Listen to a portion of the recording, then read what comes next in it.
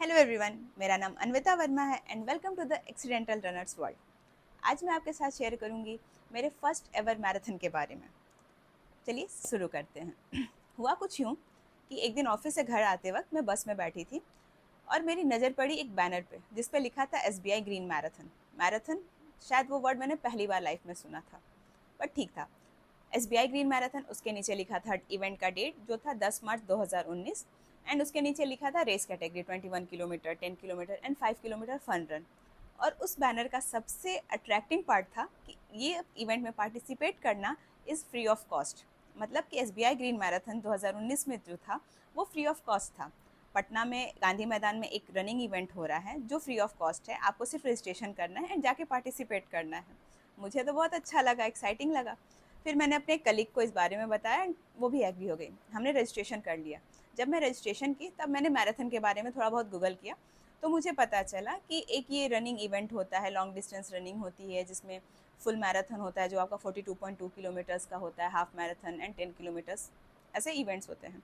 तो मेरे अकॉर्डिंग तो था कि भाई ये तो प्रोफेशनल लोग करते होंगे, जो शुरू से स्पोर्ट्स पर्सन रहे हैं, वो इतना लंबा दौड़ते होंगे।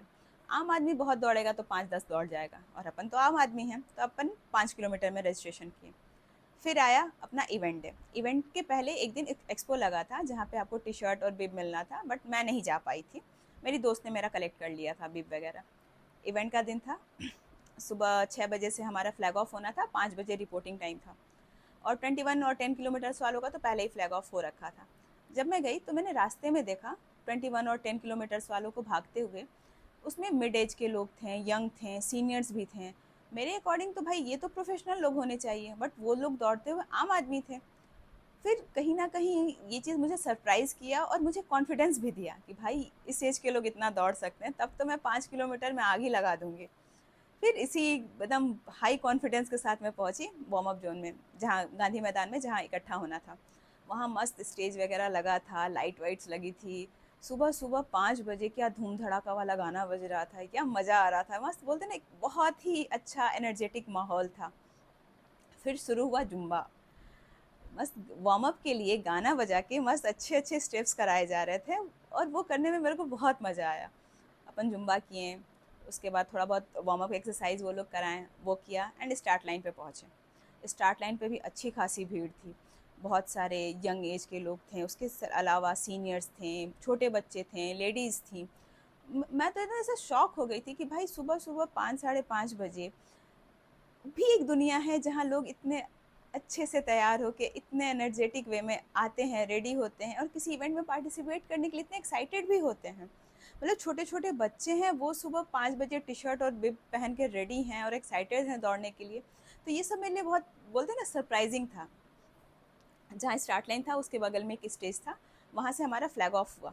मैं वार्म अप कर चुकी थी, अच्छे से लोगों को दौड़ते हुए देखा था, तो बोलते हैं ना, एकदम कॉन्फिडेंस मेरा हाई था कि भाई 5 किलोमीटर में तो मैं ही जीतूंगी, एकदम आग लगा देना है। जैसे ही फ्लैग ऑफ हुआ, दौड़ी। 50 मीटर पहुँचने के बाद मेरी आत्मा बोली कि रुक जा बहन, अभी तो तेरे प्राण पखेरु होने वाले हैं। फिर क्या था, उसके बाद फिर वॉक और जॉग, थोड़ी देर वॉक करती, थोड़ा देर जॉग करती, ऐसे चल रहा था। और वो 5 किलोमीटर तो फिर ऐसा हो गया था कि बिरबल की मानो खिचड़ी हो गई हो, जो बन ही नहीं रही थी। मेरा 5 किलोमीटर का फिनिश लाइन आ ही नहीं रहा था। पर करते करते जैसे भी वो फिनिश हुआ, मेरे को लग रहा ऑलमोस्ट मेरे को 1.5 घंटे लग गए थे वो लाइन फिनिश करने में। और ड्यूरिंग रन बहुत बार ऐसा हुआ कि पीछे से कोई सीनियर चले जा रहे हैं, कोई बूढ़े चले जा रहे हैं, कोई छोटा बच्चा मेरे को ओवरटेक करके चला जा रहा है। और मैं सोचूं भाई ये छोटे और बड़े मेरे को ऐसा ओवरटेक कर रहे हैं, मैं अच्छी भली जवान लड़की इनसे पीछे हुए जा रही हूँ। मैं तो स्टार्ट में सोची थी कि जीत ही जाना है आज। पर कोई ना, जैसे भी मेरा इवेंट ख़त्म हुआ, फिनिश लाइन पे पहुंची। उसके बाद मेडल मिला, फिनिशर मेडल। वो मेडल मिलना इतना अच्छा लगा ना, कि जैसे छोटे पे अपन किसी गेम में जीतते थे, म्यूजिकल चेयर है या कुछ भी है, जीतते थे तो मेडल मिलता था तो कितना अच्छा लगता था। एक अंदर का बच्चा जग जाता था, खुश हो जाता था। एकदम वैसा फील आया कि वो मेडल लेके लगा ना कि मतलब कौन सी जंग जीत ली मैंने। फिर खुद पे कॉन्फिडेंस आया, जो रास्ते में जो दुख हो रहा था कि भाई क्यों नहीं हो रहा है, वो सब खत्म हो गया। वो मेडल लेना फिर आपको खुद पे प्राउड फील कराने लगा, तो वो बहुत अच्छा मोमेंट था। और मेरे मेरे लिए मैराथन का वो पहला मेडल था, तो और भी बहुत स्पेशल है वो मेडल मेरे लिए। ऐसे मेरा 5 किलोमीटर का रन ख़त्म हुआ और मैराथन का पहला मेडल मिला। उसके बाद मैंने फिर रिफ़्रेशमेंट लिया, दोस्तों के साथ बैठ के रिफ़्रेशमेंट खाया, फिर फ़ोटोज़ वगैरह क्लिक कराएँ और फिर मैं घर आ गई। और ऐसे हुई मेरी पहली मैराथन की जर्नी फिनिश। अगर उस दिन मैं वो बैनर देख के इग्नोर कर देती, या मैं ये सोचती कि मैं तो नॉन स्पोर्टी हूँ, मैंने कभी खेला कूदा नहीं है, तो क्यों इवेंट में जाना। अगर मैं ये सोच लेती और मैंने उस दिन वो नई चीज़ नहीं ट्राई की होती, तो शायद मैं आज मैराथन तक नहीं पहुँच पाती।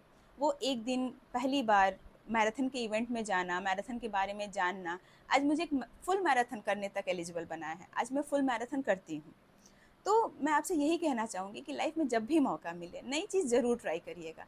बोलते हैं ना, वो पहला स्टेप उठाने में शायद थोड़ा डर लगे, थोड़ी हिचकिचाहट हो, पर ट्राई ज़रूर करिएगा।